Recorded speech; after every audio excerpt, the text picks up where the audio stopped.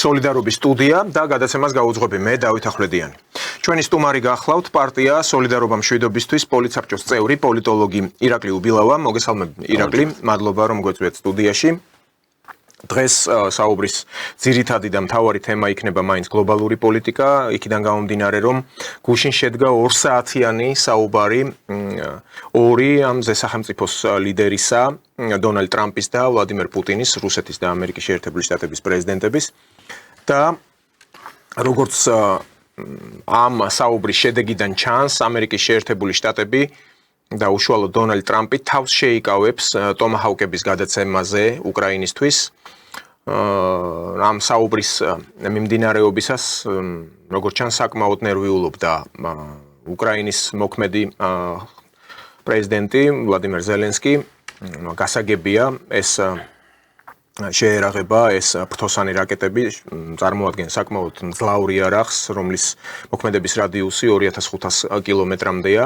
შესაბამისად, პრინციპში თუ უკრაინას ისინი გადაეცემა, კრემლამდე შეუძლიათ მიაღწიონ ამ რაკეტებს. აქედან გამომდინარე, ახლა იმ პრესკონფერენციიდან, რაც დონალდ ტრამპმა თქვა, რომ ჩვენთვის გჭირდება ეს ტომაჰავკები და სხვა ქვეყანას ვერ გადავცემთ, აქ ჩანს რომ პაუზაა. თუმცა ამავე დროს ვიცე-პრეზიდენტი ჯეი-დი ვენსი ამბობს, რომ უკრაინა და რუსეთი ჯერ მზად არ არიან კონკრეტული ნაბიჯებისთვის, რაც შეეხება კონფლიქტის დასრულებას და კონფლიქტის მოგვარებას. თქვენ როგორ შეაფასებთ, როგორც პოლიტოლოგი, არსებულ ვითარებას, რა ვადები შეიძლება იყოს ნაგულისხმები წინსვლისთვის, რათა ეს კონფლიქტი გადაიჭრას? ესეთ რა ძალიან რთული ამ თემას საუბარი, ვადებზე საუბარი. სავარაუდოდ მე ვთვლი, თუ ისე განვითარდა მოვლენები, როგორცაც გუშინ ტრამპის რეაქცია გვაძლევს, შესაძლოა რამოდენიმე თვეშიც კი მორჩეს, ვინაიდან ასეთი ტიპის სახელმწიფოს წარმომადგენლები, ლიდერები, პრეზიდენტები მეორეჯერ უნგრეთში, ბუდაპეშტში, სადაც არ უნდა იყოს, ხო? ისე უბრალოდ არ შეხვდებიან რაღაც შეხვედრისთვის. შესაბამისად, რაღაცა გადაწყვეტილება ამ სატელეფონო საუბრიდან ჩანს. ვინაიდან ჩვენ მანამდეც და ადრე ყოველ შემთხვევაში მე ამაზე აქცენტებს ვაკეთებდი და მე ამას ყველაფერს ზომავდი ძალთა ბალანსიდან გამომდინარე, რაც შეიქმნა კონკრეტულად ამ კონფლიქტიდან გამომდინარე და ზოგადად რეგიონში. ეს ძალთა ბალანსი გვაძლევს იმის თქმის საშუალებას, რომ ეს კონფლიქტი უნდა დასრულებულიყო. ვინაიდან როგორც ჩანს და როგორც იკვეთება ეხლა წმინდა სამხედრო ოპერაციაც რაც ხორციელდება, ხო? როგორც იკვეთება, არც რუსულ მხარეს შესწევს მაინც და მაინც იმის ძალა წინ წაიწიოს და არც უკრაინელებს, დასავლეთის დახმარებით, რა თქმა უნდა, თავიანთი, როგორც ისინი თვლიან, თავიანთი ტერიტორიები გაანთავისუფლონ და დაუბრუნდნენ არა თუ 91 წლის მდგომარეობას, არამედ თუნდაც 2022 წლის მდგომარეობას. ტერიტორიულ იმაზეა საუბარი, ხო? ტერიტორიების კონტროლზეა საუბარი. შესაბამისად, ეს კონფლიქტი, ორივე მხარეს აქვს გაცნობიერებული. ახლა მე რამოდენიმე დღეა ჩამოვედი მოსკოვში ვიყავი და იქიდანაც ჩანდა, იქაურ მქონდა მეგობარ პოლიტოლოგებთან ურთიერთობა საუბარი და იმათგანაც ჩანდა, რომ ეს კონფლიქტი ამ ბალანსიდან გამომდინარე უნდა დასრულებულიყო.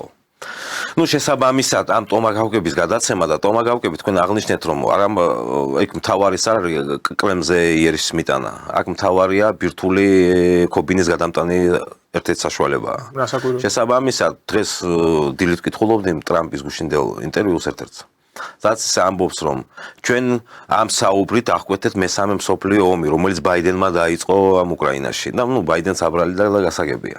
შესაბამისად, ტომაჰავკების გამოყენება რუსეთის წინააღმდეგ ეს უკვე პირდაპირ მიუთითებდა, ეს სიმბოლური და აქ მე არ მგონი ახლა მართლა გამოიყენებდნენ ბირთვული ქობინით რუსეთზე იერიშს მიიტანდა, ხო? თუმცა ეს სიმბოლური ფაქტი იდგებოდა, რომ ამერიკის შეერთებული შტატები იწყებდა რუსეთის ტერიტორიის დაბომბვას. შესაბამისად, აქ რუსულ მხარეს და პრეზიდენტს ჰქონდა, რუსეთის პრეზიდენტს, ამ შემთხვევაში პუტინზეა საუბარი, გამოსავალი ორი.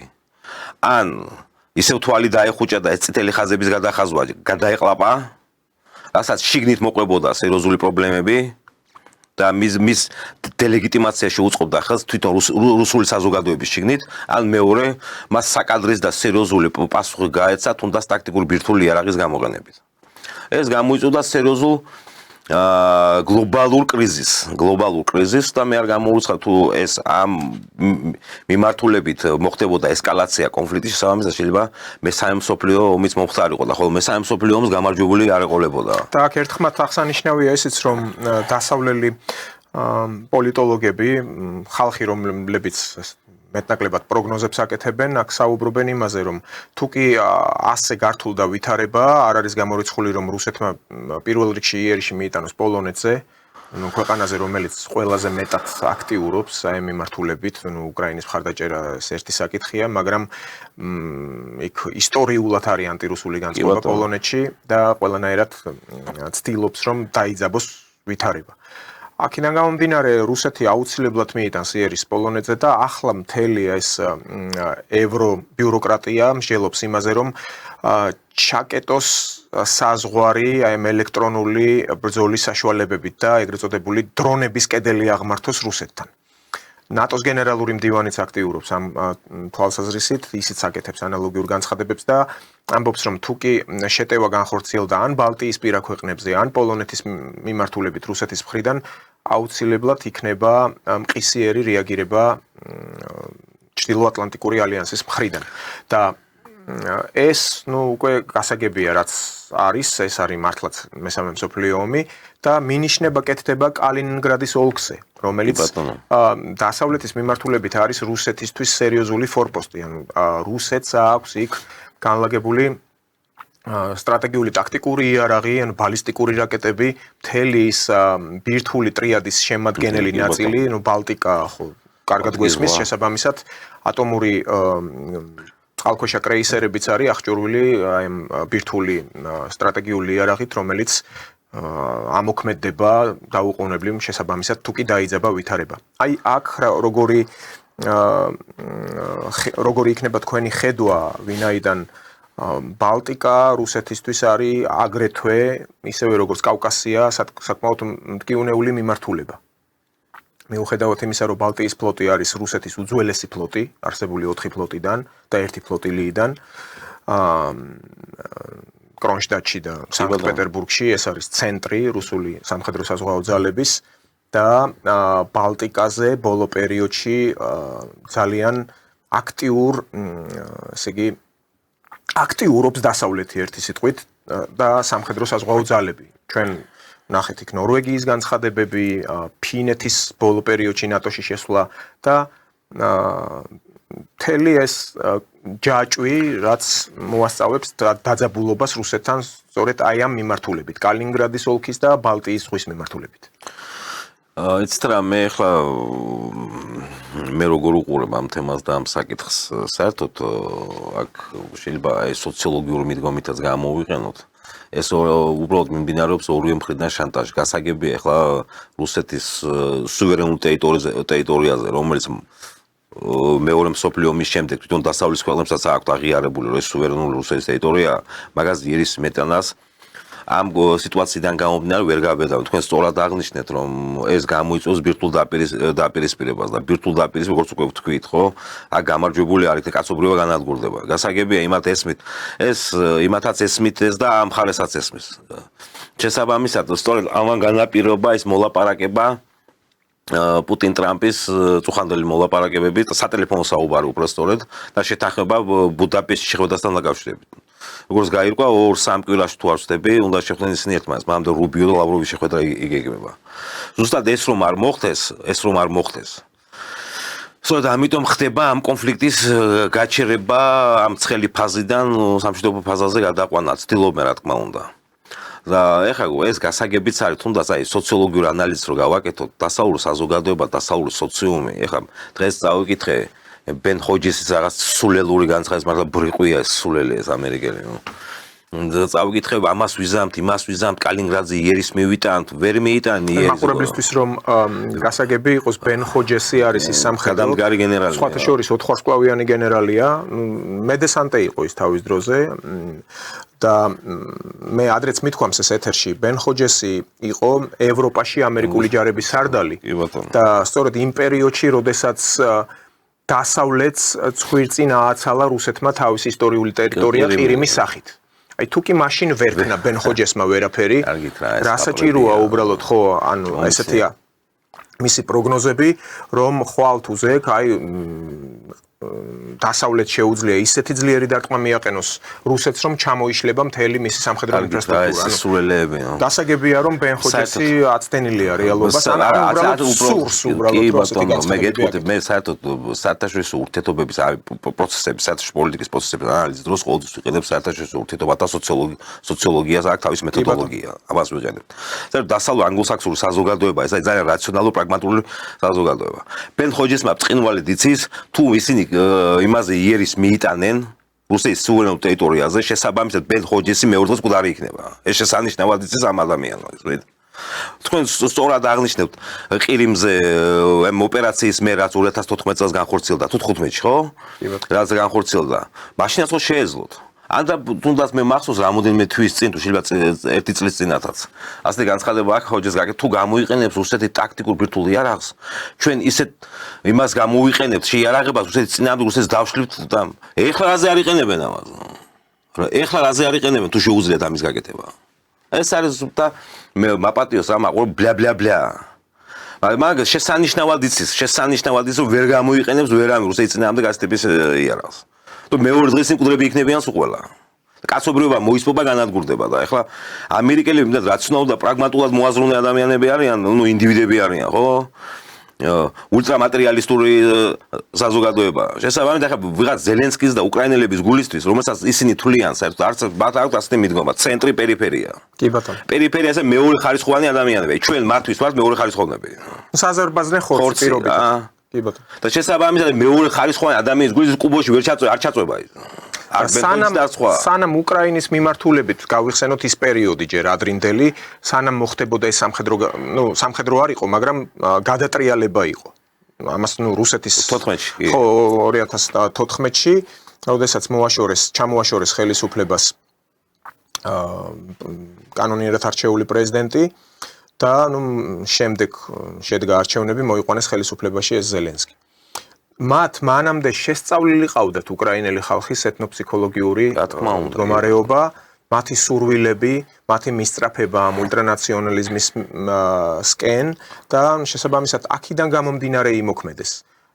თქვენ სწორად აღნიშნეთ, ანგლოსაქსური სამყარო არ არის მხოლოდ დაფუძნებული კონკრეტული ერთი ქვეყნის იქ ტერიტორიულ საზღვრებზე. უკრაინას აპრიორი მათ წარმოდგენაში უნდა შეესრულებინა აი იმ ევროპის, რომელიც ამერიკელების თაოსნობით და ჩაწოდებით არის პრინციპში შექმნილი ევროკავშირი, როგორც სტრუქტურა, თავისი აი ამ მართველი რგოლით გულისხმობდნენ, რომ რუსეთისთვის უნდა წაეგლიჯათ გავლენის სფერო უკრაინის თვალსაზრისით და ეს უკრაინა უნდა აღმოჩნდეს სწორედ აი ამ ბებერი ევროპის აღმოსავლეთ ფლანგზე. მის წიაღში. ამიტომ მიდის ახლა ესეთი ბჭობა ტრილიონობით თანხების გამოყოფაზე, რუსეთის აქტივების უკრაინისთვის გადაცემაზე და მაქსიმალურად უკრაინის ჩართვა იმ წიაღში, რასაც ქვია ეს გაერთიანებული ევროპა. სხვა საკითხია, რომ ჯერჯერობით არ გამოსდით. ახლა თქვენ ასევე შეეხეთ იმ ფაქტს, რომ მათ თავებში, როგორც ევროპელი სტრატეგების ბჭყალებში ვიტყოდი, ასევე ამერიკელების, აი ბენ ხოჯესის ნაერების თავში იხარშება ეს იდეა ფიქსი ვიტყოდი, რომელიც გულისხმობს ყირიმის მიმართულებით რაიმე თქვათ რუსეთის წინააღმდეგ მოქმედებას. აქ ვინც ერკვევა სამხედრო სტრატეგიულ დაგეგმარებაში, თავად სამხედრო მეცნიერებაში ნათელია, რომ ყირიმთან დაკავშირებით დასავლეთისთვის ყველაფერი დასრულებულია. ისევე როგორც ეს მოხდა პირველი მსოფლიო ომის პირობებში, მეორე მსოფლიო ომის პირობებში და კიდევ უფრო ადრე არაერთი ომის დროს, როდესაც რუსეთ-თურქეთის ომები იმართებოდა ამ საბრძოლო რუკაზე, შავი ზღვის აკვატორიაში. აი აქედან გამომდინარე, თქვენ როგორ ფიქრობთ ახლა, რაც არ უნდა ილაპარაკონ ხალვაო მათ პირებში არ გატკბილდება, ხო ასე? უნდა გეთახმებით. ხო და რაც შეეხება თავად აი უკრაინის ხელისუფლების გამოყენებას, რომ მან განაგრძოს რუსეთის წინააღმდეგ ეს ბრძოლა ბრძოლა ქვია ხო, სხვა სფეროებს ვერ უბრალოდ მე ერთ რაღაცას გეტყვით, მე თქვენ გეთანხმებით რაც ბრძანებ და რაც თქვით. მე უბრალოდ რაღაცა მინდა დავამატო, რომ ამ ტრამპის ადმინისტრაციის სტრატეგია, საგარეო პოლიტიკური სტრატეგია არ იცვლება. ამ ელიტის სტრატეგია, ვინც დღეს მართავს შეერთებულ შტატებს. ვისაც აქ ხელში აღებული ეს ადმინისტრაციული მართვა, ხო?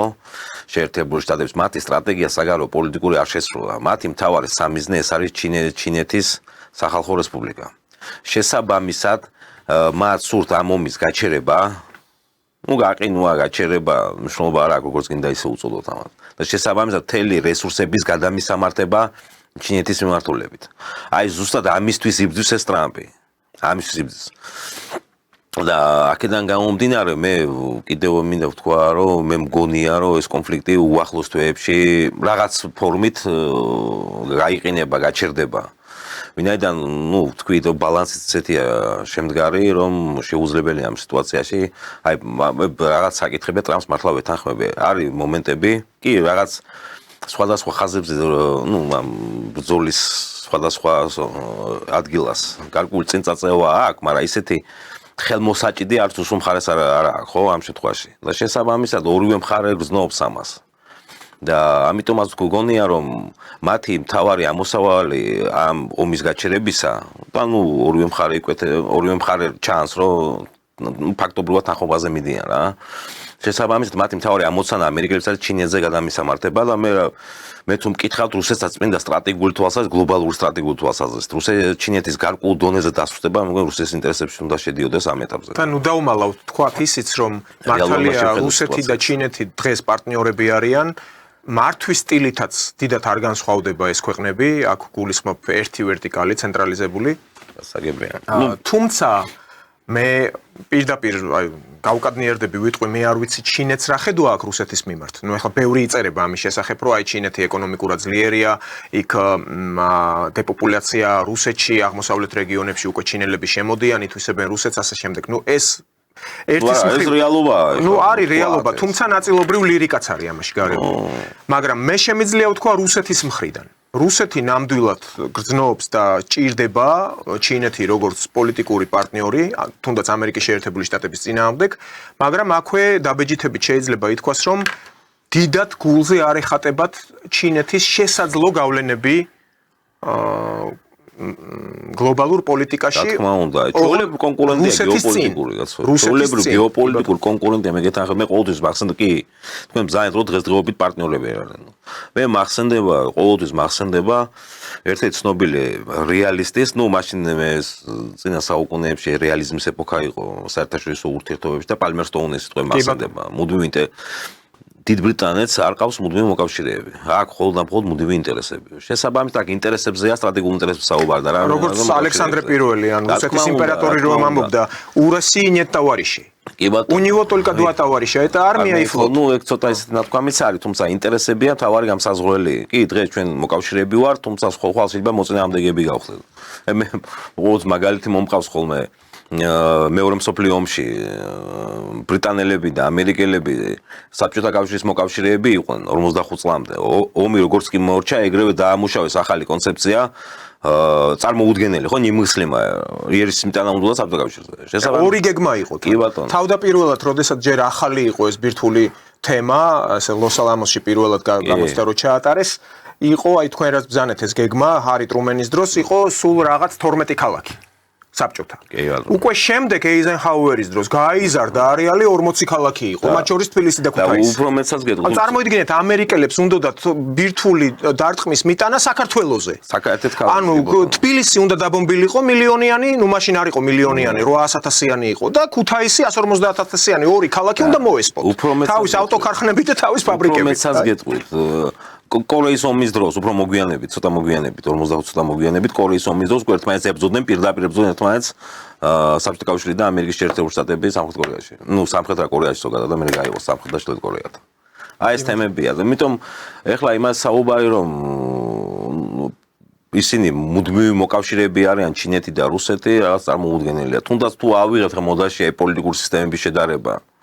პოლიტიკური სისტემებით არიან მაინც და მაინც ისეთ მსგავსი პოლიტიკური სისტემის მქონე სახელმწიფოები, რომელიც ამ იდეოლოგიურ პრიზმიდან გამომდინარე მოკავშირეობა შეინარჩუნონ და თუნდაც პარტნიორობა. Ну შესაბამისად მე ყოველთვის თვლი და აღნიშნავ რომ როცა სამპოლუსიანი მსოფლიო არის ამ ეტაპზე, ну ასე ჩანს ყოველ შემთხვევაში ვაშინგტონი, ну ჯერ მთლად სტრუქტურირებული არ არის ეს, თუმცა თავარი მოთამაშეები იკვეთება ვაშინგტონი, მოსკოვი, პეკინის სახით და შესაბამისად თუ ორი დაეტაკება ერთმანეთს მესამეთვის მომგებიანია ყოველთვის. Вот. რაც შეეხება თუნდაც ну ევროკავშირი არ არის ეს მოთამაშე კიდე ერთხელ გამოჩნდა რომ ტრამპი და პუტინი შეხვედრა ბუდაპეშტში თაქმენ. ხო, აი ეს საინტერესო მომენტია, ხო თქვენ რაც ბრძანეთ, მე გადავხედე სანამ სტუდიაში შემოვიდოდით მე პრესას. რუსეთში ერთ-ერთმა პოლიტოლოგმა და ასეთი ანალიტიკოსმა უკვე დაიწყო საუბარი იმაზე, რომ არც თუ ისე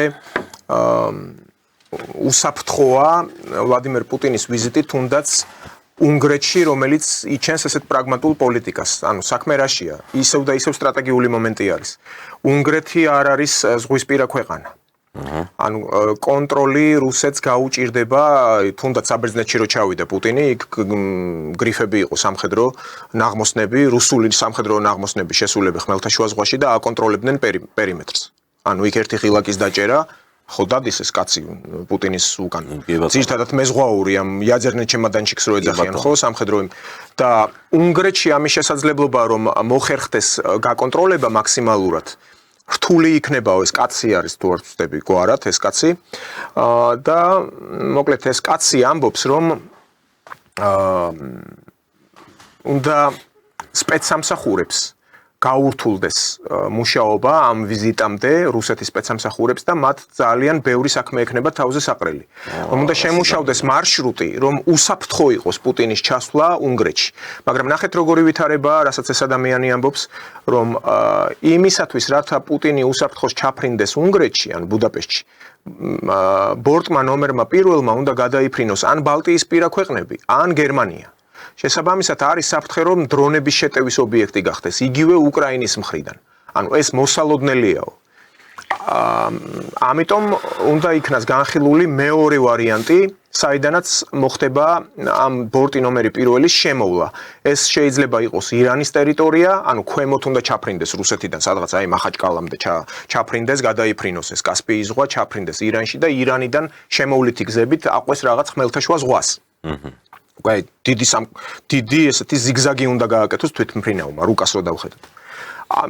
ასევე განიხილება ამიერკავკასია, ანუ ზაკავკაზიეო წერენ. ნუ ზაკავკაზია ეხლა როგორ სომხეთში და აზერბაიჯანში პუტინის თვითმფრინავი ჩაფრინდება ისე რომ საქართველოს არ გადმოიფრინოს? ვერა. ხო, პირდაპირ წერენ ამის შესახებ და ნუ თურქეთიც არის იქ დასახელებული. ამიტომ ამაზეც მიდის ახლა მსჯელობა.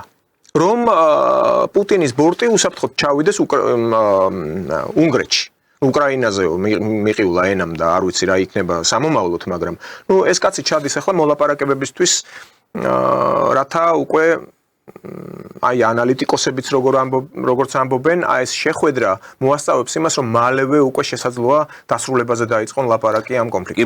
მეც მაგას თვლი და მაგას ვფიქრობ, იმიტომ ახლა მეორეჯერ შეხვედრა 3-დან 2-ზე სახელმწიფოს ლიდერის მეორეჯერ შეხვედრა, ახლა პატარა ბავშვები ხო არ არიან რა. ეს თვითონ თავიანთ სახელმწიფოებსაც ხო აყენებენ ამით გარკვეულ მორალურ და ისეთ ზიანს აყენებენ. რაც შეეხება გადაფრენის პროცესს, მე არ მგონია, მაგრამ ეს ტიპის პრობლემები შექმნას, ვინაიდან თუნდაც უკრაინული ანტისარაკეტო სისტემებს ვინ აკონტროლებს, ამერიკელები აკონტროლებენ. შესაბამისად ამერიკელები ეხლა ზოგს წარმოუდგენია, რომ ზელენსკი რაღაცა დამოუკიდებელი მოთამაშეა რა. და ვისტრა ეს უბრალოდ სასაცილო არაფერი დამოუკიდებელი მოთამაშე ზელენსკი არა და არც უკრაინა. უკრაინა ეს ჩვეულებრივი გეოპოლიტიკურად პასიური სუბიექტი, რომელსაც გარკვეული გარე ძალების სახელმწიფოები იყენებენ რუსეთის წინააღმდეგ. მე მახსენდება ყოველთვის ზბიგნევ ბრეჟინსკის ერთ-ერთ ნაშრომში ნათქვამი ასეთ რაღაცა, რომ სახელმწიფოს, რომელსაც დამოუკიდებლად არ შეუძლია უზრუნველყოს თავდაცვითი ომი, ის სახელმწიფო ვერ შეითვლება დამოუკიდებლად. ნუ ეხლა გადავხედოთ ეხლა უკრაინის მდგომარეობა სიტუაციას, ფინანსურად, სამხედრო თვალსაზრისით. აი ყველა ასპექტში ხო ეს ფაქტობრივად ნატოს ომი მიმდინარეობს რუსეთის წინააღმდეგ. ну შესაბამისად ამ სიტუაციიდან გამომდინარე, რასაც ეტყვიან ზელენსკი, უკრაინიდანაც გადა, მე არ ვიცი ხა რა მარშრუტს აირჩევენ ისინი. შეიძლება სამხრეთ კავკასიის მარშრუტი, თურქეთიდან და ამერიკიდან აირჩიონ ეს მარშრუტი. თუმცა უკრაინული მარშრუტიც რო აირჩიონ, ხო, მე ვერ ხედავ რანი პრობლემას, ან რაღაც შეტევა მოხდეს პუტინის თვითმფრინავზე, რა ვიცი, წარმოუდგენელია. რასაც ეტყვიან ამერიკიდან, რასაც ეტყვის ზელენსკი, ბატონი ტრამპი, აი ისე მოიქცევა ზელენსკის. ხო, დღეს ჰქონდათ საუბარი. ჰქონდათ უკვე თუ ეხლა როგორც მედიაში წერს, ხო, ანონსების სახით უყურებთ, ანუ შეხვედრა ну შესაძლოა რანაირ პრობლემას ვერ ხედავ მე ამ სიტუაციაში. აქ თავარი საუბარი რაზეა და მე ვეთანხმები ექსპერტებსაც თქვენ ბრძანეთ ეხლა რომ ბევრი თანხმდება რომ ამ შეხვედრაში მერე დაიწყება სერიოზულად უკვე ომის გაჩერებაზე და მშვიდობაზე საუბარი. აქ საინტერესოა, კი ბატონო, მე ყოველთვის ვარ იმ მაზრზე, როსაც ხდება რა ხდება ესეთ ჩემი გადმოსახედიდან. ხდება საერთაშორისო სისტემის ტრანსფორმაციის პროცესი მიმდინარეობს ახლა. თუ ადრე მანამდე სამის ტექნოლოგიურ განვითარებიდან გამომდინარე, ტექნოლოგიურ პროგრესიდან გამომდინარე ბირთვული იარაღი და მასობრივი განადგურების იარაღის გამოჩენამდე ეს პროცესი იწყებოდა და სრულდებოდა გლობალური კონფლიქტებით. ვერ ხდებოდა გადანაწილებოდა შესაბამისად გარკვეული პერიოდი რა ძალთა ბალანსი იქნებოდა, ისე ხდებოდა სტრუქტურირება საერთაშორისო სისტემის. ну დღეს ბირთვული იარაღიდან გამომდინარე გლობალური ომი ჩვენ ვისაუბრეთ, ხო, წარმოუდგენელია ფაქტობრივად. ნენას გამოიწვევს ორივე მხარის განადგურებას.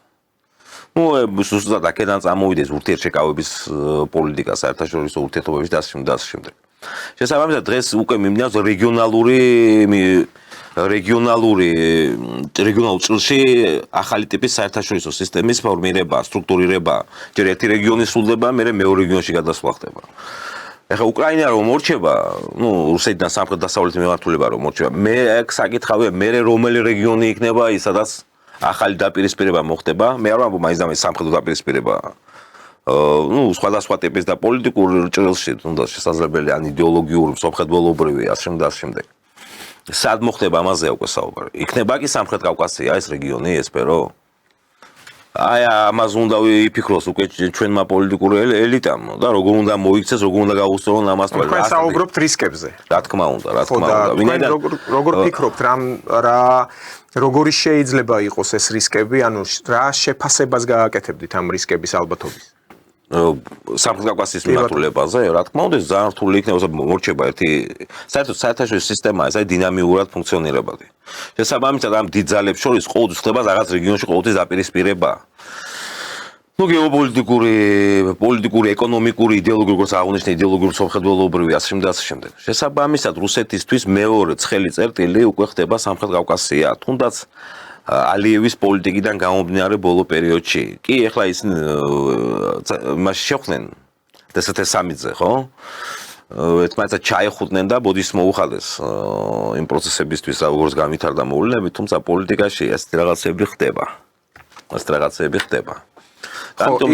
ის განცხადება იყო საინტერესო დონალდ ტრამპის, როდესაც ალიევთან შეხვედრის ალიევს უთხრა რომ კომპატრიოტი სად არისო, ანუ თანამემამულე სად არისო შენიო, პაშინიანზე თქვა. ანუ პაშინიანი როგორც ქვეყნის ლიდერი, სომხეთის პრემიერ-მინისტრი ჩათვალა, შენი თანამემამულე სად არისო, ხდებით მართლა ეს ანგლოსაქსური ტვინი სადამდე იჭრება, რომ ესე ააფორიაქა მთელი სომხები, რომლებიც რა დასამალია ახლა სომხებს დიდად აზერბაიჯანელები გულზე არ ეხატება და ტრამპმა ამ განცხადებით ფაქტობრივად პაშინიანი გამოიყვანა აზერბაიჯანელად, ხო? შენი თანამემამულე სად არისო შენი? საერთაშორისო მაგას როგორც თურქს ესე ნიკოლე აღლი თუ ასე მოიხსენებს ეს ცალკე თემაა. ეს უკვე თურქეთის მხრიდან და ეხლა აზერბაიჯანის მხრიდანაც ასე ვთქვა. და მე მიუხედავად იმისა ამ ძალიან თბილი შეხვედრისა ორივე პრეზიდენტისა, მე მგონია მაინც მტრად დარჩნენ ვინაიდან ბატონმა ალიევმა ძალიან სერიოზული სილა გააწმა გლობალური პოლიტიკის თვალსაზრისით ბატონ ვლადიმერ პუტინს. ну შესაბამისად ის შეეცდება სამაგიერო გადაუხადოს მას. ეხლა რა ფორმით, საიდან, როგორ? ეხლა მე არ ვამბობ რომ მაინც და მაინც ახლა ომი და გამორიცხულია ეს უახლოეს ხანებში ომის თემა მე მგონი გამორიცხულია, როცა ეს უკრაინული კონფლიქტი მოგვარდება. თუმცა არის სხვა ტიპის ბერკეტები და ზეწოლა, რომელიც შესაძლოა განხორციელდეს. და აზერბაიჯანზე აზერბაიჯანისათვის ალიევისათვის პრობლემების შექმნა არა მარტო უშუალოდ აზერბაიჯანზე წოლით შეიძლება არ მოხდეს, არამედ სხვა კუთხითაც განვითარდეს მოვლენები. ან სხვა სახელმწიფოს ზეწოლით მოხდეს ავტომატურად აზერბაიჯანზე ზეწოლის განხორციელება. სამხრეთ კავკასია ის რეგიონია, რომ სამივე ეს სახელმწიფო ერთმანეთზე გადაბულია სხვა ძაფებით.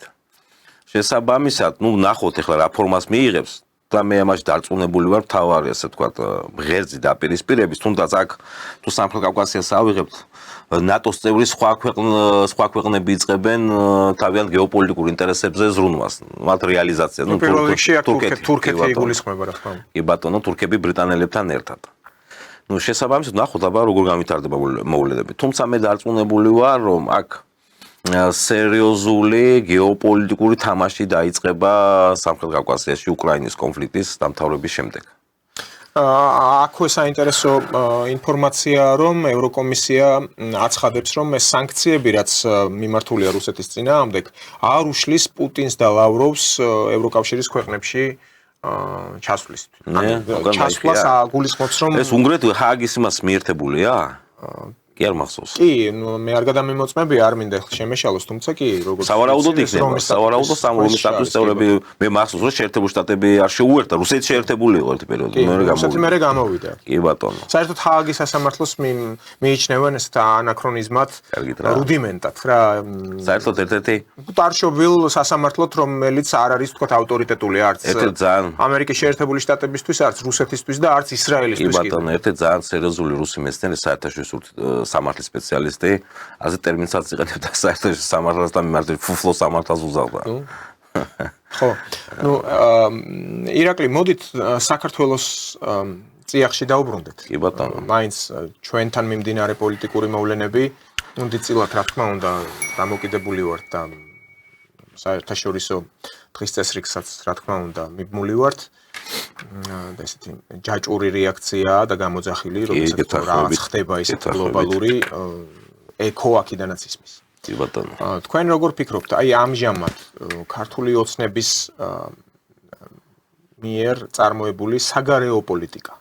ხლა დავიღალეთ უკვე იმაზე საუბრით, განსაკუთრებით ჩვენს ეთერში, ხშირად გვაქვს ამაზე აქცენტები, რომ გეს არ ვიცვლით, დეკლარირებულად მივდივართ დასავლეთისკენ, თუმცა სულ უფრო და უფრო ხისტი განცხადებები გვესმის ხელმძღვანელი პირების მხრიდან, ხელისუფლების პირველი პირების მხრიდან, რომ აი დასავლეთში პრობლემებია, აი თუნდაც ახლა ამას წინათ რაც თქვა ირაკლი კობახიძემ, რომ იქ თუ იყო ევროკავშირში ეკონომიკა 30%-იანი ზრდით, ახლა ჩამოვიდა 17%-ზე, რაც კატასტროფაა პრინციპში. ჩვენ დავაკვირდებით როგორ წარიმართება თუნდაც ეკონომიკური სურათი ევროკავშირში და 2030 წლისთვის მაინც ყველაფერს გავაკეთებთ რომ მზად ვიყოთო. ანუ ხომ არ ფიქრობთ რომ ურთიერთგამომრიცხავია ეს თუ დაკვირვების პროცესთან უკრავს ვართ ამ განსაკუთრებით. ესენ შეიძლება აკვირდებიან, კი ბატონო, გეთანხმებით, ამაში აკვირდებიან პროცესებს და მე ყოველთვის ვამბობდი რომ დღესდღეობით ამ კონფლიქტის მორჩენამდე რაც ძალთა ბალანსი იკვეთება რეგიონში, იმის შესაბამის საგარეო პოლიტიკას აწარმოებდნენ. სხვათა შორის, ეს მარტო ამათ დამსახურება არ არის, ამათ დამსახურება მარტო არ არის, ეს არის წინა მინისტრთა კაბინეტის დამსახურებაც. ბატონი ღარიბაშვილის მეშვეობით ყველაზე რთულ პერიოდში მოუწია მას ამ სიტუაციაში ყოფნა. ჩვენ ვიცით 22 წლის კონფლიქტი დაიწყო ბატონი ღარიბაშვილი. თუ გახსოვთ, კაციშვილი გაგნებაში არ იყო, ეს იყო როგორც მოწმენდილ ცაზე რაღაც ისეთი გასროლა, როდესაც სი ძინპინთან შეხვდა ამ მაღალი დონის შეხვედრა ჩინეთის დედაქალაქში. კი ბატონო, თუმცა ამას იმდენად ყურადღებას არ მივაქცევთ ახლა ჩვენ ამ ეტაპზე. ზოგადად მთლიანი ამ გუნდის დამსახურება იყო ეს პოლიტიკა, ხა ამაზე საუბარი უარყოთ არ შეიძლება. ნუ რეალობა ასეთი გვაქვს. და მე ამ შემთხვევაში არ გამოვიცხავ არც დღევანდელ პრემიერს, თუმცა ისიც იმ გუნდის წევრი და ერთი გუნდის წევრები იყვნენ ორივე. თუმცა ეს პროცესი, ამ ბალანსის პროცესი და რა თქმა უნდა, ნუ რეალობაში ხო ვიცით ახლა ვინაა კოლმეურნეობის თავმჯდომარე რა, ვინ მართავს რეალურად პროცესებს საქართველოში. მთლიანი გუნდის მეშვეობით, რომელიც აქტიურად მონაწილეობდნენ და კოლმეურნეობას არ დავარქმევდი, აქვე მაპატიებს უფრო ლოჟას უფრო დავარქმევდი ვიდრე კოლმეურნეობას. ნუ ეხლა ცნობილი ფილმიდან იმას ვქენი მე. შესაბამისად, სერიოზული წვლილი მიუძღვის წინა პრემიერსაც, ამ პრემიერის დღეს ძალიან ისე აგრძელებს ამ პროცესს. რომ ამ ძალთა ბალანსიდან გამომდინარე, ვინაიდან დღეს მთელი აი გლობალური მოთამაშეების ინტერესი გადართულია უკრაინისკენ არის გადართული. ამ აღმოსავლეთ ევროპული ამ სახელმწიფოსკენ, ხო? და შესაბამისად იმდენად მოცლა საქართველოზე ნაკლებია ახლა. ის რაც ძალთა ბალანსი დაждდა, ამ კუთხით ჩვენ პირდაპირ ვამბობთ, მე ვამბობ ყოველ შემთხვევაში, რომ მათ აუღეს ალღო და ზუსტად ძალიან ისე დელიკატურად აწარმოეს საგარეო პოლიტიკა, რამაც შედეგიც გამოიღო. თუნდაც ეკონომიკურ დაზე გვაქვს საუბარი, რაღაც 100%-იანი იკვეხნიან ჩვენი ხელისუფლების წარმომადგენლები და რეალობაც ასეც არის. მაგრამ ყველაზე მთავარი რა არის? ამ ხელისუფლების პირობებში 22 წლიდან ჯერ ღარიბაშვილი, შემდგომ იმან კობახიძემ გადაიბარა ეს ხაზი ძალიან სწორ ხაზოვნად, ძალიან სწორად ჩემი გადმოსახედიდან ძალიან სწორად მიუყვება. თუმცა როცა აი კონფლიქტი დასრულდება და მე ვთვლი რომ და მე ამაში დარწმუნებული ვარ და ჩემი ეს გეოპოლიტიკური განათლების და ეს ალღოს მკარნახოს და სამხრეთ კავკასიაში გადმოინაცვლებს. შესაბამისად ის დაპირისპირების და ის ზეწოლის ის ხარისხი რაც არის უკრაინაში გადმოინაცვლეს სამხრეთშიც. აი ამის მერე ესენ როგორ მოიქცევიან, ეს უკვე სხვა თემაა. ვინაიდან ჩვენ გვექნება სრულად ახალი ძალთა ბალანსის პირობებში მოგვიწევს აქ საგარეო პოლიტიკის წარმოება და შესაბამისად ვნახავთ როგორ მაგრამ თუ გავითვალისწინებთ იმასაც რომ წინა სიტუაციას თავისი ალღო აუღეს, ჩვენ იმედი უნდა ვიქონიოთ რომ მომავალს ალღოს აუღებენ. თუმცა ვნახოთ ახლა მოვლენებს ნუ გავუსწრებთ და ეს დადგება რამოდენიმე თვეში დაიწყება, მე ამაში დარწმუნებული ვარ, რამოდენიმე თვეში დაიწყება ეს პროცესი სამხრეთ კავკასიაში. ნუ შესაძლოა ამის გამოძახილია კობახიძის განცხადება, ნუ გადახედავენ. კობახის არის ზოგადად ამ ჩვენი მართველი ელიტის განცხადებები, ერთის მხრივ ევროპისკენ უნდათ, მეორეს მხრივ აკრიტიკებენ და აკრიტიკებენ ძალიან სერიოზულად და ლანძღავენ ევროკავშირს და ევროპულ ზოგიერთ ლიდერს, ხო? ნუ შეიძლება ამის გამოძახილია, ნახავ როგორ დაждდება ძალთა ბალანსი, რა სიტუაცია შეიქმნება და შესაბამისად ამ ძალთა ბალანსის შესაბამისი იქნება მათ საგარეო პოლიტიკაც. ნუ თუმცა ნახოთ ხა მოვლენებს ნუ გავუსწრებთ, ჩვენ დაახლოებით რამოდენიმე თვეში მაქსიმუმ ერთ წელიწადში ჩვენ ნახავთ და ვიხილავთ ამას უყველაფერს. მაგრამ თუ კი რუსეთთან არ არის დიალოგი ამ პირობებში, ვიღაცას ხომ ეყრდნობიან, ახლა მოდით ვაღიაროთ, საქართველოს არ არის იმ სიდიდის ქვეყანა და იმდენი ბერკეტის მქონე ქვეყანა, რომ ლავირება ასე ოსტატურად მოახერხოს ინდივიდუალურად. კი ბატონო. ვინ გვეხმარება ამ საკითხში? ამჟამად ამ ეტაპზე. სად? აქ შიგნით? ამ პოლიტიკის წარმოებაში. მეზობლებს გულისხმობ. რუსეთთან არა გვაქვს ურთიერთობა. ნუ შესაძლოა ჩინეთის თემა იყოს შემოსული ამ სიტუაციაში. თქვენ ბრძანეთ ღარიბაშვილის ვიზიტი იმპერიის ყველაზე რთულ პერიოდში ჩინეთში და სი ძინპინთან შეხვედრა, ჩვენ გვახსოვს დახვედრა, როგორ დახვდნენ მაშინ ბატონ ღარიბაშვილს. შესაძლოა ჩინეთის მეშვეობით ხდება გარკვეული კონტაქტების დამყარება რუსეთთან, ესეც სხვა არის გამოცხული. შესაძლოა რამე სხვა არხებიც არსებობს, არაოფიციალური არხები, რომელთაც ხდება გარკვეული კონტაქტები რუსეთთან. ნუ ჩვენ არ ვიცით რაღაცა დიპლომატიური კავშირი და ურთიერთობა ჩვენ არ გვაქვს. შესაბამისად რაღაც მე დარწმუნებული ვარ რაღაც ისეთი არხებით იქნება ურთიერთობა რუსეთთან და ამ ურთიერთობიდან გამომდინარე შესაძლოა ჩინეთის გავლით ხდება ეს ყველაფერი. ნუ ჩინეთთან როგორ ჩანს ხელისუფლება ძალიან ნუ ალბათ თურქეთის გავლენით. შესაძლოა თურქეთის გავლითაც ხდება კი ბატონო ეს არ არის გამორიცხული. შესაძლოა პირდაპირ კავშირი რაღაც დონეზეც არის ურთიერთობა, რომელიც არ ჩანს ჯერჯერობით, მაგრამ გამოჩნდება მომავალში. და ამ ეს ჩანს ყოველ შემთხვევაში რაღაც ტიპის ურთიერთობა რო არის და ამ ბალანსების პრობიდან წარმოება ხდება, მთლად ახლა ისიც არ არის რომ არავითარი კონტაქტი არ იყოს და უშუალოდ ამ ხელისუფლებას არ კონდეს ან მესამე სახელმწიფოს გავლით, ან კიდე პირდაპირ რაღაც დონეზე კავშირები არ იყოს, ეს გამორიცხულია, ჩანს ყოველ შემთხვევაში ამ საგარეო პოლიტიკიდან გამომდინარე. ეხლა თქვენ წარმოგიდგენიათ და თქვენ წარმოგიდგენიათ ახლა რაც არ უნდა ჭკვიანები იყვნენ ოცნების ხელისუფლების წარმომადგენლები საქართველოსნაირ ეკონომიკის მქონე ქვეყანაში ფინანსური სისტემები ვიცით რა როგორ არის როგორ მიბმულია ერთპოლუსიანი სისტემაა ფინანსური ერთპოლუსიანი ეკონომიკური მოდელია ყველგან ნუ შესაბამისად ამის ფონზე ხა მე ვერავინ ვერ დამაჯერებს რომ ხელისუფლების დამხობა ამერიკელებს ან დასავლეთს არ შეეძლოთ საქართველოში შესაბამისად გარკვეული კონტაქტები არსებობს იმ დასავლეთთან ვისაც აკრიტიკებენ და ლანძღავენ ხო სწორედ ამ ბალანსებიდან გამომდინარე უჭირავთ ჯერჯერობით ხელისუფლება იმედი ვიქონიოთ რომ მომავალში გააგრძელებენ რა ვიცი ნახოთ მომავალი გვიჩვენებს ახლა წინასწარ ვერ ვიტყვი ჩვენ ხო შეიძლება პოსტფაქტუმ შევაფასოთ მე თუმცა თუ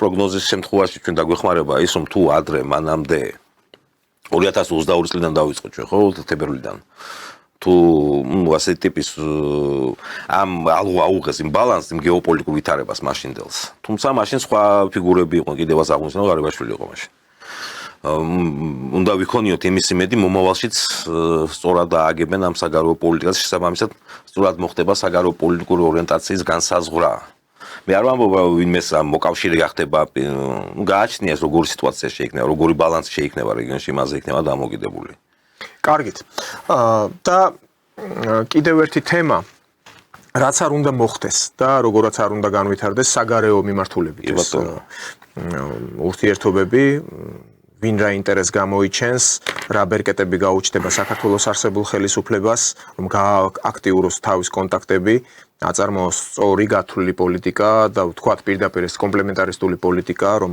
ყველა მიმართულებით იყოს რაღაც ბალანსი დაცული, თავად ახდენენ ამის დეკლარირებას, რომ ჩვენ ავირჩიეთ პრაგმატული, სუვერენული პოლიტიკა. კი ბატონო, მისაღებია ეს, მოდით არ დაუკარგოთ. რეალობა ეს არის და ხშირად არის ხოლმე რა, თუნდაც სოციალურ ქსელს რო გადახედავთ, ჩვენც ახლა ეს მედია ბულინგი, ხო? გასაგებია, ვიღაცები ამბობენ, რომ აი სოლიდარობის სტუდია, იქ რაღაც ხელისუფლების ადვოკატები არიან, დანამატია, მათი მხარდამჭერია, სინამდვილეშია, ეს ხო ხდებით, რომ თვითონ გამოწვეული სისულელეა. უბრალოდ რაც რეალობაა, ის უნდა ვთქვათ. რა თქმა უნდა. მესმის, რომ ტერიტორიული პრობლემები გვაქვს. ეს კონფლიქტის კერები ახლა არ არის ესეთი დენთივით ანთებული, თუმცა მაინც ანთება უნდათ ამისი. მიძინებული კონფლიქტებია. ამ მიმართულებით არის რაღაც საკითხები, რაც საჭიროებს უფრო ესეთი ჯეროვნად გადაჭრას, გააქტიურებას, ამ კვანძის გახსნას და თავი და თავი აქ არის რუსეთთან დაწყება რაიმე სახის ლაპარაკის. ეს იქნება დახურული ხაზით პირდაპირ დიალოგის დაწყების ხაზით თუ სამომავლოდ რაღაც დათქმების თვალსაზრისით ჩადება თუ იქნება რაიმე ტექსტები ამ კონფლიქტებთან დაკავშირებით თქვენ როგორ ფიქრობთ რა უნდა გაკეთდეს საიმისოდ რა ნაბიჯები უნდა გადაიდგას ახლა ნახეთ ისეთი პოლიტიკური გამბიტივით ხდება რატომ არ ლაპარაკობს რუსეთის ხელისუფლებასთან საქართველოს ხელისუფლება იმიტომ რომ ვიცით რომ დეკლარირებულად მივდივართ დასავლეთის ხარდამხარ ანუ ევროპასთან ინტეგრაციის კუთხით სხვა საკითხია რომ ახლა მიდის კრიტიკა ამ დასავლური და ევროკავშირის პოლიტიკის ეს ერთია მაგრამ ვაცნობიერებთ რა რომ რუსეთის მხრიდან არის ეს შექმნილი ეს პრობლემები აფხაზეთის და სამხრეთ ოსეთის ნუ როგორც ახლა არავისთვის არ არის დასამალი რა ხდებოდა 90-იან წლებში რა გამოდის რომ თუ კი ვიწყებთ ლაპარაკს აფხაზებთან და ოსებთან გამოდის რომ უნდა ჩაეხსნა დასავლეთს აი ამ ჟენევის ფორმაც გულისხმობ და რუსეთი უნდა გამოვიდეს მთავარ მედიატორად რათა მოვექცეთ ყველანი ქართველები ოსები აფხაზები რუსეთის ქოლგის ქვეშ და მე შეგმოხდეს ინტეგრაცია მინიმუმ რუსეთის მხრიდან ეს მესიჯებია, ეს გზავნილებია, ხო ასე გვესმის? კი ბატონო. ხო და აი თქვენ უფრო როგორ ახსნით ამას, რომ არ გამოვა ისე რომ იქაც გინდოდეს იმად ბანაკში კარგად იყო.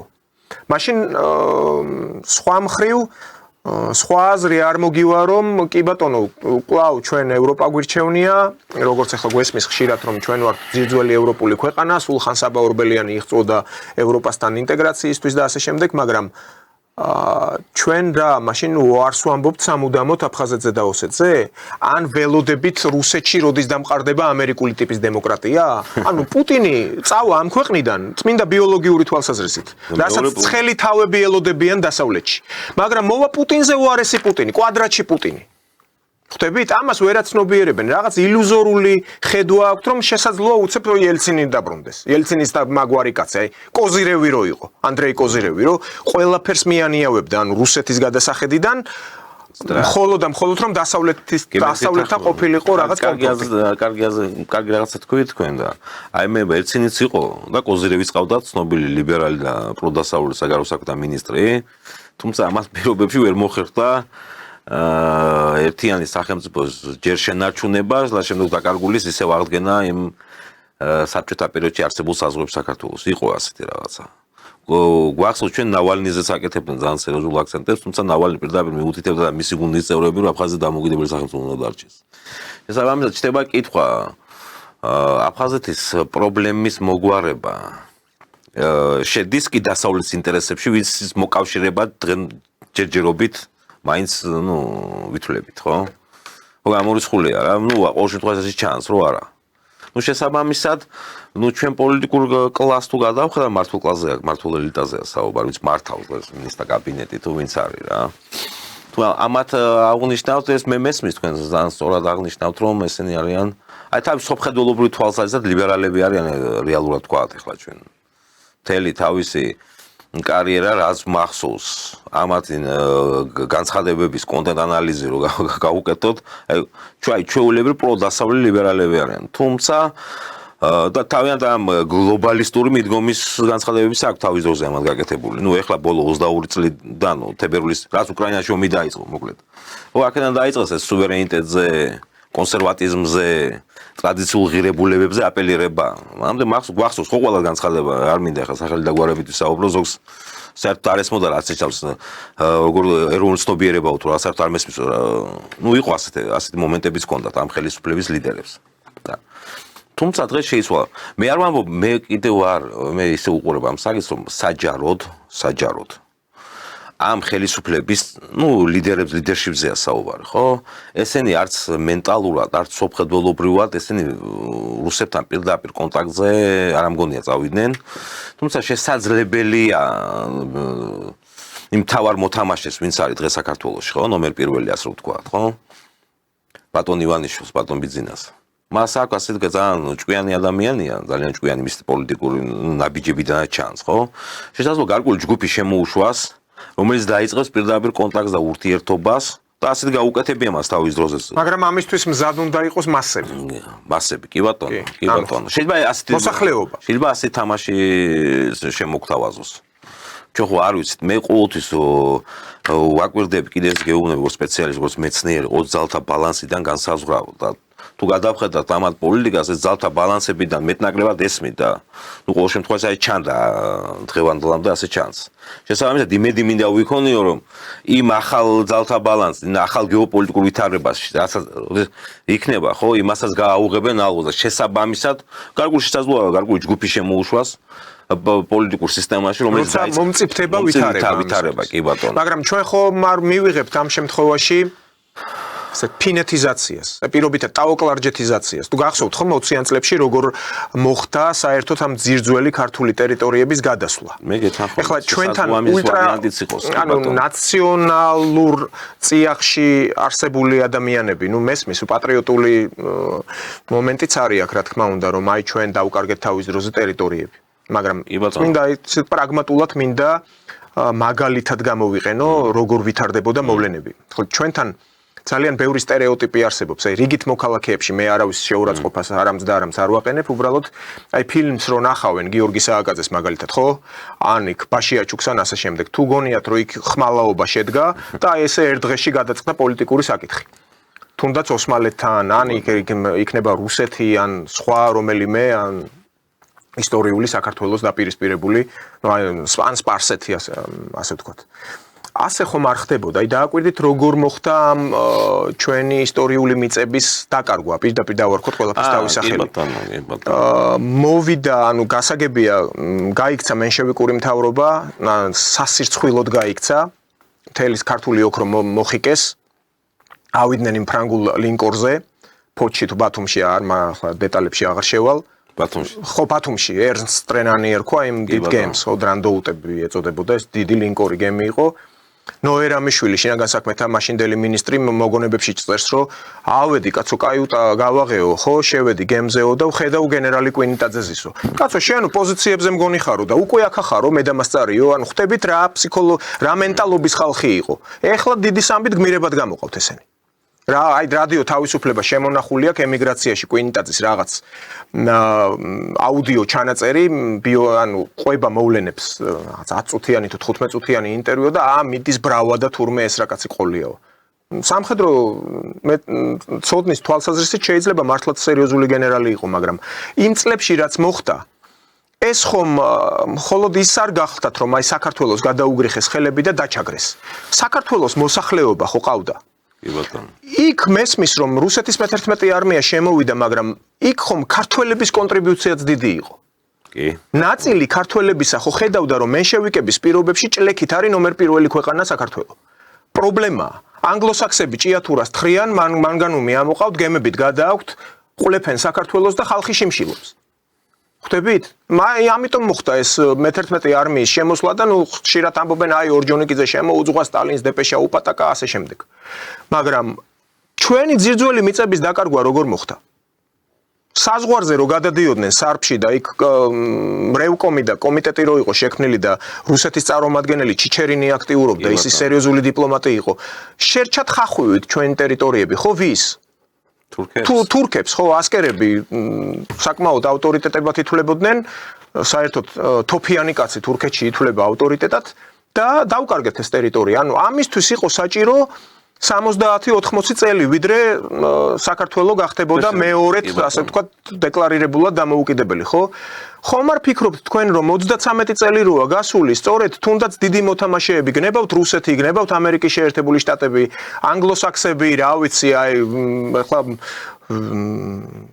მასონები ვთქვათ, უყვართ ესეც, ხო? ძირითადად არ არიან გარკვეული ამ ტერმინოლოგიაში, მასონები საკმაოდ ჭკვიანი ხალხი არიან და ცალკე ლოჟაა, მაგრამ მოკლედ პოლიტიკური ჯგუფები, რომლებიც deep state, კარგით, აი deep state-ის ვთქვათ, ხო და აქედან გამომდინარე ჩვენ ხომ არ ვართ ამ საფრთხის წინაშე, რომ ბოლოს და ბოლოს საქართველოს თავი გაანებონ.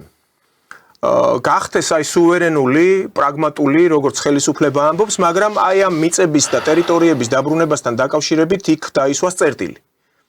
აქეთკენ ხომ არ მიდიან დიდი მოთამაშეები, ჩვენ პერსპექტივას როგორ ხედავთ? არა, შეიძლება იქითკენაც წავიდნენ, გააჩნია ვინ დახვდება და ან ეს ხელისუფლება თუ აღმოჩნდა იმ პერიოდებისთვის, ხო? შესაბამისად რა საგარეო პოლიტიკას აირჩევს. ეხლა გასაგებია და გვესმის. ვიცით, რომ რუსეთს აღიარებული აქვს და ამასაც თავი რო გავანებოთ, იქ სამხედრო ბაზებია განლაგებული. შესაბამისად, სამხედრო ბაზის დახურვა რუსულის ეს წარმოუდგენელია. სამხედრო ბაზას რო დახურო, მას უნდა სერიოზული ზეწოლა განახორციელო, ან სამხედრო გზით უნდა გაყარო, რომ გააგდო, ეს შეუძლებელია. შესაბამისად, ამ დღევანდელი საგარეო პოლიტიკა ბალანსებზე ორიენტირებული პოლიტიკის მეშვეობით, ხო? აფხაზ და სამხედრო სისტემა დასრულებულია, დახურულია ეს თემა. თქვენ სწორად ბრძანეთ, ერთადერთი შანსი თუ საქართველო გახდება, მაგრამ ამას მე 100%-იანსაც არ ვამბობ ამ შემთხვევაში. დიდი შანსი ყოველ შემთხვევაში, ხო? ეს არის თუ რუსეთის მოკავშირე გახდება და ერთიან სივრცეში მოექცევა ეს სამი დღეს არსებული სამი სუბიექტი, გვინდა არ გვინდა, უშროების საბჭოს ერთ-ერთ წევრ სახელმწიფოს და ერთ-ერთ მთავარ წევრს შეერთებულ შტატებთან ერთად აღიარებული აქვს ამ ორი პოლიტიკური სუბიექტის დამოუკიდებლობა და მის სუვერენიტეტი, ხო? გვინდა არ გვინდა ეს ასეა. ამ რეალობის წინაშე ვდგავართ დღესდღეობით. შესაბამისად, საუბარი მე თქვენ გეთანხმებით ზუსტად, სანამ მოკავშირე არ გახდებით და ერთიან სივრცეში არ მოექცევა, მანამდე რეინტეგრაციული პროცესები წარმოუდგენელია. არ და მეორე არის ეს პოლიტიკა. სუვერენიტეტის აი, რასაც დღეს მოდაშია, ხო, სუვერენიტეტზე აპელირება, თუმცა აფხაზ და სამხედროზე საუბარი ამ სიტუაციიდან გამომდინარე გამორიცხულია. აქ იქნება ბალანსიზე ამ არსებული ბალანსიდან გამომდინარე საგარეო პოლიტიკის წარმოება, გარკვეული დოზით დასავლეთის შემოშვება, გარკვეული დოზით რუსეთის შემოშვება. ან არც ერთის შემოშვება, არც მეორის. შესაბამისად, დღეს ჩვენი პოლიტიკა არის მეორე მიმართულებაზე აგებული. შესაბამისად, ამ სიტუაციაში, შესაძლოა მოხდეს. მე თქვენ გეთანხმებით იმაში, თუ მოხდა კიდე 30-40 წელი, რა თქმა უნდა, საზოგადო ცნობიერებაც თაობა გამოიცვლება. პოლიტიკური პროცესების თუ ტერიტორიული პროცესების აღქმის, ხო? ტერიტორიულ საზღვრებში იმყოფება და უშუალოდ ესა თუ ის სახელმწიფო პოლიტიკური სუბიექტი. მისი აღქმაც შეიცვლება მომავალ თაობებში. შესაბამისად, მათთვის აფხაზი სამხედრო ოსეთი ეს უკვე სხვა მეზობელი რაღაც პოლიტიკური სუბიექტები იქნება. სწორედ ამას გულისხმობ, რომ დღევანდელი გადასახედიდან, რაც დღევანდელი თაობისთვის არის ოდესღაც დაკარგული ჩვენი ტერიტორიები, ზუსტად ასე ის ახალი თაობა აღიქვამს აი აფხაზეთის და სამხედრო ოსეთის თემას. ესე იქნება, ზუსტად ესე იქნება. ესე მოხდება 30-40 წელიწადში. კი ბატონო. ну, თუმცა ის სწრაფად ვითარდება ეს პროცესები, რომ შესაძლოა 30 წელს ვერ გასტანოს, ну, ახალ რეალობაში გავიგრძელოთ გეოპოლიტიკურ სამხრეთ კავკასიაში. შესაბამისად, ღმერთმა ქნას ისეთი რეალობა შეგვექმნას, რომ ამ რეინტეგრაციის პროცესებს ხელი არ შეეშალოს. თუმცა მე კიდევ ვიმეორებ, დღევანდელი გადმოსახედიდან, დღესაც გეოპოლიტიკური ვითარება გვაქვს, ხო? დღევანდელი გადმოსახედიდან რეინტეგრაციის პროცესი ყველგან ასეა, გესმით, ყველგან ასე. აი დაუშვათ და ავიღოთ გერმანიის მაგალითი. აი გერმანია იყო დაშლილი ორ ნაწილად. ნუ დაშლილი რა საბჭოთა კავშირის სტალინის და ბერიას ერთ სხვა პროექტის მომხრე იყო. დღეს აბრალებენ საბჭოთა კავშირმა დაშალაო, თუმცა არ დაუშლია არც პირიქით, ხო? დამოუკიდებელი ბუფერული სახელმწიფო შექმნა უნდა ერთიანი. თუმცა რო დაიშალა როდის მე მოხდა ამ იმაში რა ქვია ერთიანი გერმანული სახელმწიფოს აღდგენა 90-იან წლებში ხო, როდესაც მოხდა ნატოს კოლგის გავრცელება და რაც დაუშვა გორბაჩოვმა. კი ეს მნიშვნელობა რა. სანამ ერთიან სივრცეში დიდი გლობალური მოთამაშე ერთიან სივრცეში არ აღმოჩნდება ყველა ის სუბიექტი და ნახეთ იმ მომენტში ახლა გავიხსენებ უბრალოდ ძალიან დაფრთხა ანგლოსაქსური სამყაროს ერთ-ერთი მთავარი მამოძრავებელი ცენტრი ლონდონი. კი ბატონო. მარგარეტ ტეჩერი კატეგორიული წინააღმდეგი იყო გერმანიის გაერთიანების. თავის ისტორიული პრობლემები ასევე ფრანგები, მიტერანი წინააღმდეგი იყო. რასაკეთებთ? იმიტომ რომ არ ქონდათ გარანტია, არ იცოდნენ რა მოხდება. კი, გასაგებია. იმიტომ რომ მიუხედავად საბჭოთა კავშირის დაშლისა, ნუ იმ მომენტში სრულად არ იყო რა თქმა უნდა დაშლილი, მაგრამ ეს ჩანასახი უკვე იკვეთებოდა. აი ამ ლიბერალი გორბაჩოვის და სხვა მისი ეს თანამებრძოლების სახით. მათ არ იცოდნენ რატო ხდება ამ გერმანიის გაერთიანება. ვაი თუ მე საპირისპირო მივიღოთ. ხდებით? კი ბატონო, ეს გასაგებია, მათ შიში ქონდათ ისტორიული, ვიცით ჩვენ ევროპაში რა ხდებოდა, ეს არის ევროპის ისტორია, ეს არის ომების ისტორია დიდ მოთამაშეებს შორის, ხო? მე სხვა რაღაცას ვამბობ. როცა ერთი დიდი ცენტრის, ამ შემთხვევაში დასავლეთ ვაშინგტონის გავლენის ქვეშ მოექცა მთლიანი ეს სივრცე და გაერთიანდა. ჩვენ ზუსტად ანალოგიური სიტუაციის წინაშე ვდგევართ. ან დასავლეთი შემოდის და აფხაზეთზე სამხრეთ ოსეთზე ავრცელებს თავის გავლენას და ერთიან დასავლურ ერთიან გეოპოლიტიკურ სივრცეში ხდებით. ამ შემთხვევაში ერთი მოდელი რეინტეგრაციის, ნუ გეოპოლიტიკურზე გასაგებ მეორე დონის კონფლიქტს არის, ეთნიკურ დონეზე არის კონფლიქტები. ან რუსეთი შემოდის მთლიანად და ერთიან სივრცეში აქცევს სამ სუბიექტს და სულ მცირე დაიწყება მისვლა-მოსვლა, ანუ კი ბატონო. საზღვრების გადავა. ასე ხდება, დიდ გლობალურ გეოპოლიტიკაში ასე ხდება ხოლმე. თუმცა ჩვენ თუ ფინელებს დაუშვათ დავიღოთ ფინეთის მაგალითი მოიყვანეთ ხო ფინეთიზაცია ფინელებს თუ ევროპელები ყავთ მეზობლად ჩვენ აგერ ვიცით ხო ვინყავს და მე რა თუ თურქეთის გავლენა გაიზარდა ვიცით რომ თურქებს რა ინტერესები აქვთ აფხაზეთში შესაძლოა მე არ მგონია რომ თურქებმა აფხაზეთს დაუბრუნონ საქართველოს ნუ არა მარტო აფხაზეთთან მიმართებით არამედ გასაგებია მაგალითი მოიყვანეთ ერდოღანის ლექსი კი ბატონო ეს კიდე უარესი ხო და მე მესმის ფინეთთან დაკავშირებით აი ჩვენი ახლა საერთო დროც უკვე იწურება და აქვე ვიტყვი საინტერესო მასალები არის ომის შემდეგ ხა ფინეთი ნუ ღერძი იყო ჰიტლერის მოკავშირეები იყვნენ მანამდე გვახსოვს იქ წითელარმიელების საკმაოდ დიდი რაოდენობაც ჩაწვა როდესაც ეს ფინური კამპანია იყო და ნუ მანერჰეიმის ხაზი და კი საბჭოთა რუსეთმა მაშინ წააგო საკმაოდ მედგრად იბრძოდნენ ეს ფინელები, თუმცა მეორე მსოფლიო ომის დასრულების შემდეგ ფინეთის ხელისუფლება იჩენდა სიფრთხილეს და შიშსაც ავლენდა. ანუ ძალიან ეშინოდათ რუსეთის და რეპარაციებზე რომ იდგა საკითხი, პატიოსნად ძალიან გულმოდგინეთ უგზავნიდნენ საბჭოთა კავშირს ამ ფინურ სახლებს, ცნობილს ეს დაფასოვებულ სახლებს, აი შეკრული იყო ამ გამზადებული თავის კრამიტით, თავის პანელებით, ყველაფრით და ეს ფინური სახლები საკმაოდ ბევრი რაოდენობით მოეფინა მთელ საბჭოეთს. კი ბატონო.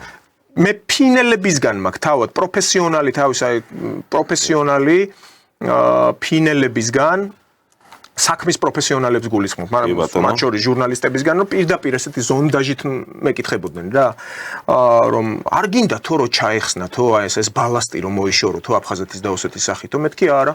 აიცი რაო ჩვენ რო გავხდით ესეთი ძლაური ეკონომიკაო, ჩვენ იმიტომ ვართო რომ ჩავეხსენითო რუსეთს კარელიის საკითხშიო. ეხლა რომ გადახვიდე კარელიაშიო, დღემდე ფინური ტოპონიმებიაო და ძველი ფინური სახლები დღემდე დგასო ამ ტერიტორიაზე. კი ბატონო, მე ფინეთის თემაზე მინდა გადაცემა სრულდება ჩვენ და ფინეთის თემაზე მინდა ვთქვა, თქვენ ბრძანეთ რომ საბჭოთა კავშირმა წააგო, მე გეუბნები საბჭოთა კავშირს არაფერი არ წაუგია. ვინაიდან მათ უნდათ პეტერბურგის მიმართულებით, მაშინდელ ლენინგრადის მიმართულებაზე 70-80 კილომეტრით უკან გაწეულიყო. შესაბამისად სტალინი სთავაზობდა ოქროს ოქროთ ეყიდა ეს ტერიტორია, ან და 6-ჯერ უფრო დიდ ტერიტორიას აძლევდა უფრო ჩრდილოეთისკენ ამ ტერიტორიის სანაცვლოდ. პეტერბურგის დაცვისთვის სჭირდებოდა. უარი თქვეს ფინელებმა დასავლეთის ზეწოლით, მაშინდელი დასავლეთის ზეწოლით სხვათა შორის და უბრალოდ სტალინმა საბჭოთა კი გაუჭირდა გეთანხმების მანერჰეიმის ხაზის გადალახვა. თუმცა ის ტერიტორია მაინც შეწიეს და 60-90 კილომეტრის ფარგლებში ბუფერული ზონა შექმნეს პეტერბურგის მიმართულებით. რაც შეეხება ფინელის განცხადებასაც იმაზე, რა ქვია, ჩახსნაზე. კი, გასაგებია, იმიტომ თქვი, რომ ევროპელები ყავთ იმ ადუკა და ევროპული მიმართულებით განახორციელეს, თუმცა თქვენ ბრძანეთ, რომ ფინელებმა შეასრულეს, მაგრამ მე მინდა გითხრათ, რომ 55 წელს წითელ არმიას ფინეთის მთლიანი ოკუპაცია არაფერს არ წარმოადგენდა საბჭოთა კავშირისთვის და წითელი არმიისთვის. შესაბამისად, როცა პარიზში მოეწერა ხელშეკრულებას, საბჭოთა კავშირმაც, სტალინის მეთაურობით და შემდგომაც გაგრძელდა პირნათლად შეასრულეს თავის ვალდებულებები ხელშეკრულებიდან გამომდინარე. ნეიტრალურ სახელმწიფოს ფორმირება მოხდა ფინეთის სახით. თუმცა ჩვენ ვიცით, რომ უკრაინის შემდეგ მათ დაარღვიეს და მოხდა ნატოში ინტეგრაცია ამ სახელმწიფოსი. რაც შეეხება თუ ფინეთს ევროპელები ყავდა დასასრულისკენ რო წავიდეთ, ჩვენ უკან თურქეთი ყავს და რა ვიცი ახლა აირჩევენ ალბათ ჩვენი საზოგადოება თურქეთი თუ მართლმადიდებლური რუსეთი. კი ბატონო. მადლობა საინტერესო საუბრისთვის. მე მაყურებელს შევახსენებ, ჩვენი სტუმარი გახდათ პარტია სოლიდარობა მშვიდობისთვის პოლიტსაბჭოს წევრი, პოლიტოლოგი ირაკლი უბილავა. ჩვენ შევხვდებით უკვე მომავალ კვირას 4 შაბათს ტრადიციულად 16 საათზე. მადლობა ყურადღებისთვის, ნახვამდის.